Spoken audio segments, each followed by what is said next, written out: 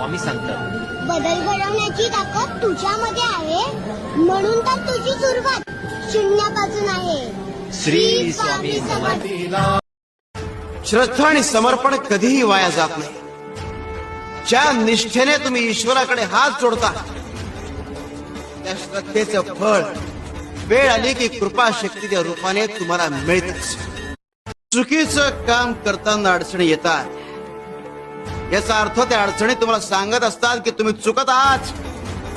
ते संकेत समजून वेळी सावध व्हा आणि योग्य तो मार्ग निवडा. पण जे कळून सुद्धा न कळल्यासारखं करतात ते मूर्ख ठरतात. शिवशंकर शंभो. स्वामी सांगतात बदल घडवण्याची ताकद तुझ्यामध्ये आहे, म्हणून तर तुझी सुरुवात शून्यापासून आहे. श्री स्वामी समर्थ.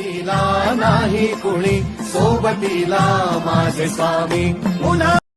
तुला अपेक्षित ते सगळं होणार. तारक मंत्राचा प्रभाव तुझी सगळी दुःख दूर करणार, तुझ्या सगळ्या इच्छा पूर्ण करणार. तारक मंत्र ऐकणाऱ्यांचं, म्हणणाऱ्यांचं आणि पूजणाऱ्यांचं नेहमी भलंच झालंय. नुकसान झालंय ते त्याची अवहेलना करणाऱ्याचं. शिव शंकर शंभो. बाळांनो, डोळे बंद केले म्हणून संकट जात नाहीत. अरे संकट आल्यावर तर खऱ्या अर्थाने डोळे उघडतात.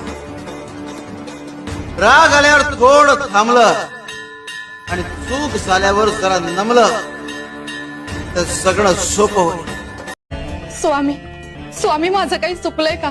का सांगायचं आम्ही? तुम्ही आमचं ऐकता? अरे भावनेच्या भरात वाहवा जाता.